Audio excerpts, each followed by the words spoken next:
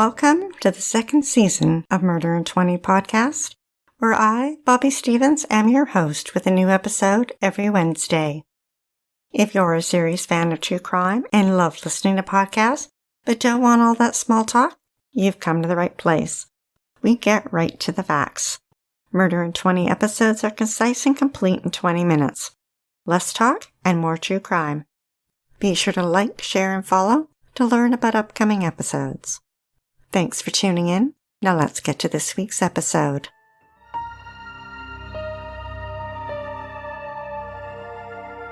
Tom Hawks grew up east of Los Angeles on a ranch in Chino, California. Growing up, the family took their boat to Catalina, and it's where his love of boating began. Tom married and had 2 sons. After his divorce, he moved to Prescott, Arizona, where he worked as a deputy probation officer. Tom was tall, handsome, with a mustache and short dark hair. He was a fitness buff, a bodybuilder, who worked out an hour and a half every day and had the biceps to show for it. Nearby, Jackie grew up in Ohio and after high school moved to Arizona. In 1985, she and her husband were riding his motorcycle when a car pulled out and hit them. Jackie's husband was killed, and she barely survived. Later, she met Tom and fell in love with him and his sons, and they got married in 1989. Meanwhile, in nearby Huntington Beach, John Jacobson Jr. had a tough childhood. His parents divorced when he was 5. The Los Angeles Times reported that growing up, his father wasn't the best role model. He was a business owner and manager, but then turned to dealing drugs. And when John Jr. was 10 years old, he did 18 months in prison. John was named after his dad. He was charismatic, good at charming people, had boundless energy, practiced martial arts, and served. But he wasn't great at academics and compensated by forging the grades on his report card. He also took acting classes, and in the early 1990s, landed a non-speaking part on 2 episodes of the Power Rangers. After high school, he joined the Marines. It was 1999, but things didn't go well. After just 15 months, he went AWOL and was dishonorably discharged. John loved the water and bought a 26-foot cabin cruiser. He changed his name to Skylar De Leon and married Jennifer, a hairdresser. The couple had a baby and lived in a suite in the garage at her parents' home. Skylar always had big plans, like a business cleaning boat hulls or buying a boat and doing charters, but he never carried through with any of it. In 2002, he landed a job at a mortgage firm, but not satisfied with a regular paycheck, he joined 2 of his co-workers in burglarizing the home of another co-worker. He was carrying a loaded gun when he was caught and was sentenced to a year in jail and 3 years probation. He was allowed to serve his time in a work release program at the Beach City Jail, a unique correctional facility where non-violent inmates paid to serve their time, rather than do hard time at the Orange County Jail, and they are permitted to hold a day job and return to the prison each night. The OC Register described how at the jail he met Alonzo McCain, who at 20 years old worked as a jailer. He was 5 years younger than Skylar and admired his quick-talking, charismatic ways. Soon, Alonzo was doing Skylar favors. Skylar worked as an electrician's helper and met Myron Gardner. Myron had a criminal record for involuntary manslaughter and at 41 years old had just gotten out of prison for robbery. Myron introduced Skylar to 40-year-old John F. Kennedy, known on the streets as CJ, which stood for Crazy John. At the jail, Skylar met another inmate by the name of John Peter Jarvie, whose nickname was JP. He was a jeweler maker and was serving time for counterfeiting. In December, when he was released, he had plans to sell his van and refinance his home to raise $50,000 and Skylar found out about it. On December 27, 2003, Skylar left the jail in the morning as usual, but instead of going to work, he traveled to Mexico and met up with JP. He stole his money under false pretenses of a business deal, then slashed his throat from ear to ear. Skylar returned to California, deposited $21,000 in his bank account, bought his wife a $2,200 wedding ring, and took his cabin cruiser to a boat company for repairs. He plunked down $18,000 in cash on the counter and said he would pay the remaining $7,500 later. That night, he returned to the jail past curfew, and Alonzo let him in. But when the work was completed on his boat, Skylar decided he wasn't going to pay the remainder of the bill. He went to the shop on a Sunday when it was closed, cut the lock, and took his boat. Skylar was charged with grand theft. Tom and Jackie were a couple in love who enjoyed spending time together. They worked hard, invested in real estate, and did well for themselves. They planned to retire early, buy a boat, and travel around Mexico. In preparation, they attended boat shows and did plenty of research. In October of 2000, they found the boat of their dreams. The well-deserved was a 55-foot yacht with 2 bedrooms, 2 bathrooms, a galley kitchen, and 2 decks. Tom spent months equipping the boat for long trips, upgraded the electronics, and added a generator and desalination system so they could be at sea for months at a time. In the summer of 2001, Tom retired, and the couple sold their home and moved on to the boat, which was moored in Newport Harbor along the California coast. In October 2002, they set out on their adventure of a lifetime. They cruised down the Baja coast, around Cabo San Lucas, and out into the Sea of Cortez. Tom got his captain's license, and for the next year and a half, the couple enjoyed the sea.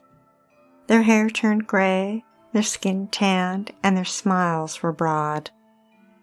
They kept in constant contact with their family, phoning and emailing them, telling them about their adventures. But then life changed. The couple had been married 17 years. Tom was now 57 and Jackie 47, and their first grandchild had just been born, and they wanted to return to living on land. Maintaining a boat that size was a lot of work and costly, so they decided to sell it and downsize. They sailed the well-deserved back to Newport Harbor for the last time in June 2004. The couple were used to doing things themselves to save money and didn't use a broker to sell their boat. In October, they advertised it for sale for $440,000 in a boating magazine. Skylar answered their ad. A month later, in November, Skylar took a test ride on Tom and Jackie's yacht. At first, they wondered how someone so young could afford it. He was only 25. But he put them at ease, telling them he had been a child actor and invested his money in real estate. Then he brought his wife to see the boat. She was pregnant with her second child. This family man who had been around boats seemed to be the kind of person they were hoping to sell to. But Skylar had no intention of actually paying for the boat. At first he thought of just stealing it, but then it would be reported to police. So he devised a plan to force Tom and Jackie to sign it over, get rid of them, and pillage their bank accounts. Skylar contacted Alonzo and promised him several $1 million if he would help murder the couple. On November 6th, the two met Tom and Jackie and went for a test ride on the boat, with a plan to murder them and take the boat. But Tom was still working out and was physically bigger than they expected, so they aborted their plan. Skylar then recruited CJ. He would be their muscle. Then he approached Adam Roehrig, a man he'd worked with, and asked him to dispose of the bodies. Adam declined. Then he asked him if he knew a notary that would backdate documents, and Adam provided the name of Kay Harris. Skylar met with his dad and told him of his plan and showed him the stun guns he'd bought to carry it out. John didn't tell a soul. Anne didn't contact police. On November 15th, Skylar, Alonzo, and CJ arranged to meet Tom and Jackie for a final test run on the boat. Skylar told them that he wanted to swim below and check out the underside. Tom called Carter Ford, the port captain at the yacht club, and told him about the sale. Carter liked Tom and Jackie. He found them unpretentious in a world of wealthy yacht owners. Tom told him it was a nice kid buying the boat, and he wanted to show him how to operate everything. It was a sunny California day, almost 80 degrees and 4 to 5 knot winds. Tom and Jackie drove to the marina in their Honda CR-V. Skylar introduced CJ as his accountant. Just before sunset, Tom and Jackie steered their yacht away from Newport Harbor and headed towards Catalina Island. At 4:07 p.m., Tom's cell phone was turned off, and Jackie used hers to make a quick call to Carter. When he didn't answer, she left a message, "We're out at sea," and turned off her phone. The men had armed themselves with stun guns, and the plan was for Skylar and CJ to take care of Tom, and Alonzo would handle Jackie. ABC News reported that Alonzo was in the kitchen talking to Jackie when he noticed CJ had Tom in a headlock. He took that as his cue, and he went after Jackie. He grabbed her. She fought back and bit him, but he managed to get a handcuff on her. The three men forced the couple to sign over ownership of the well-deserved. Skylar told them repeatedly that if they cooperated, they would be let go. Next was the unmistakable screech of duct tape as it was ripped off its roll. They taped Tom's and Jackie's eyes and mouth shut and placed them on the bed with their hands handcuffed behind them. Jackie's hands were shaking uncontrollably. Alonzo stayed with them while Skylar ransacked the boat, looking for money and an anchor. After a few hours, the tape loosened on their mouths, and Alonzo could hear Jackie saying she didn't want to die. She wanted to live to see her grandson. Tom reached out with his handcuffed hand, touched her, and told her everything was going to be okay. Skylar managed to find a few $1,000s in cash and a video camera, but more importantly, he found the boat's 60-pound anchor. The couple were stood up and made to walk upstairs and onto the outer deck. Tom wasn't giving up. He kicked Skylar in the groin. CJ responded with a fist to his head. They used rope and handcuffs to secure Tom and Jackie to the anchor and threw it overboard. The fear and adrenaline that must have raced through their veins as a split-second realization set in. The chain went taut. Tom and Jackie were jerked overboard. The men turned the boat around and began the hour-long trip back to Long Harbor. A couple days later, Jennifer asked her father to buy bleach and garbage bags, and she accompanied Skylar to the yacht and scrubbed it clean. Before leaving, Tom had made plans with a friend to remove his fishing and scuba gear from the boat, but Tom never showed up. And the couple usually called their son every few days to check on their new grandson, but he hadn't heard from them. Family and friends tried to reach them via email and cell phones, A week after their disappearance, Tom's brother Jim, a former police chief, took a trip to Long Harbor to check on them at the boat. The Los Angeles Times reported that he arranged with Carter at the yacht club to take him out to Tom and Jackie's yacht, which was moored just offshore. Carter noticed that their dinghy was tied sloppily to the dock, and the motor was still in the water, and he knew those weren't mistakes that the couple would have made. When the men boarded the well-deserved, they noticed a cover that should have been on the nautical equipment was half off, and that a porthole was open with a towel hanging out of it. They knew there was no way Tom and Jackie would have left the boat in that condition. As they disembarked, Jim left a card with his name and phone number. The next day, Jennifer called Jim and told him that her and Skylar had bought the boat. 9 days after their murder, Skylar and Jennifer met with Kay and handed her an envelope full of $100 bills as payment to notarize the sale of the boat and power of attorney. He instructed her to tell the police if they asked that she had met Tom and Jackie at the yacht to sign the documents, and that if she didn't, Skylar had ties to the Mexican drug cartels, and they would come after her. Skylar drove to Tom and Jackie's bank in Arizona.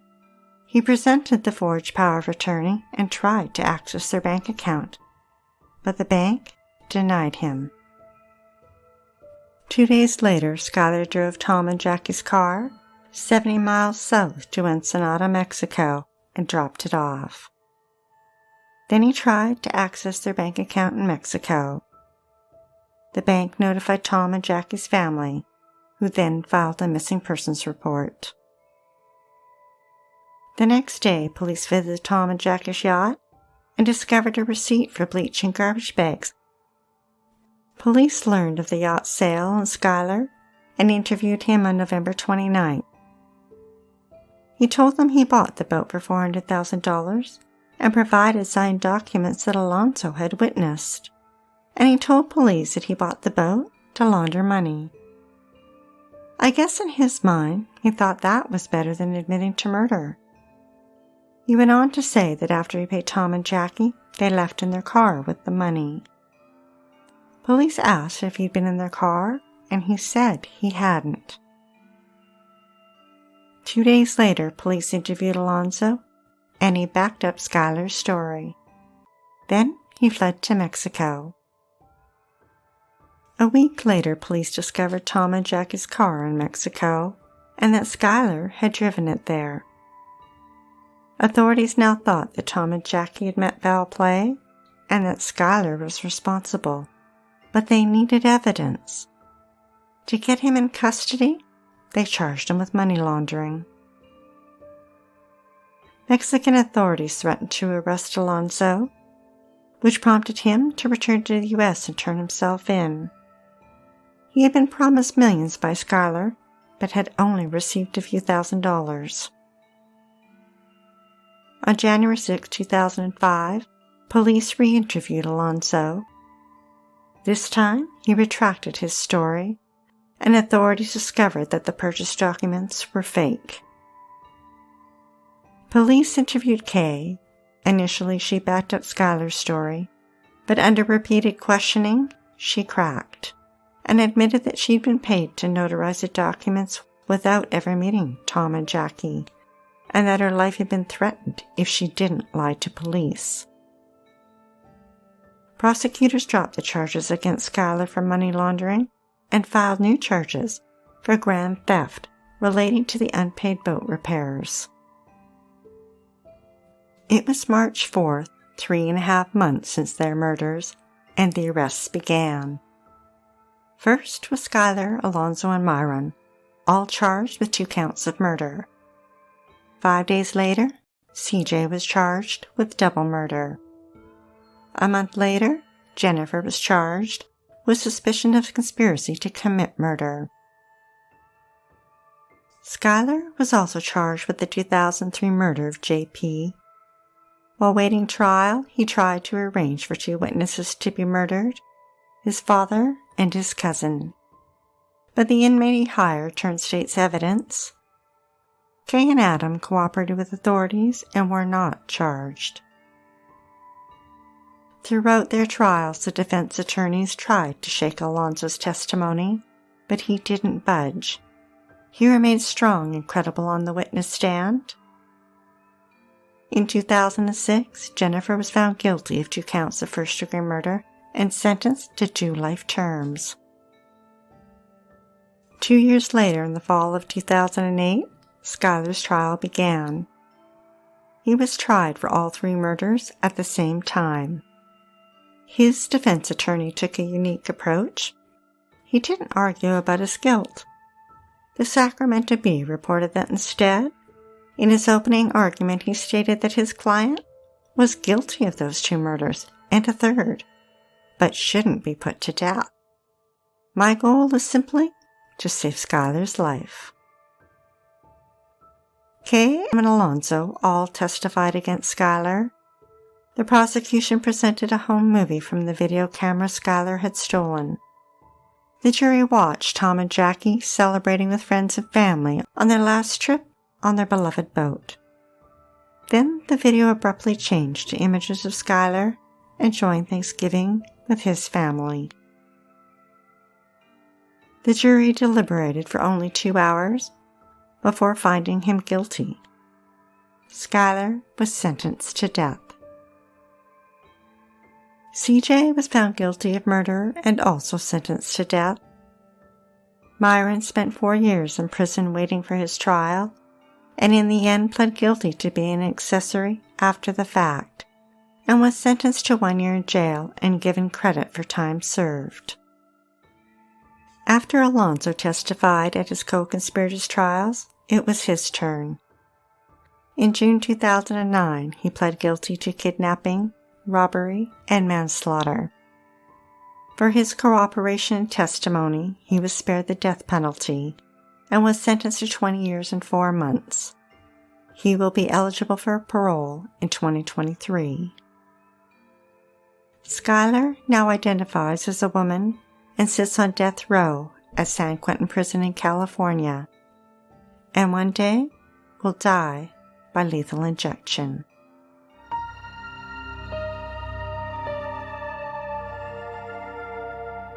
Be sure to tune in next Wednesday for the episode of Adam Strong. First 18-year-old Candace disappeared into thin air. 10 years later, it happened again when 18-year-old Rory disappeared. Then a plumber called in to unplug a drain uncovered the unthinkable. Police knocked on the basement door and met a monster named Adam. We'd like to acknowledge Purple Planet for use of their music and our many editorial sources who are listed on our website. If you're dying to hear more, past episodes of Murder in 20 are available for free at murderin20.com or check us out on all major podcast platforms. Be sure to like, share, and follow us to learn about upcoming episodes every Wednesday. And feel free to leave a 5-star review on any one of them or all of them. We're not shy. Stay safe, sleep with the lights on, and don't play with strangers.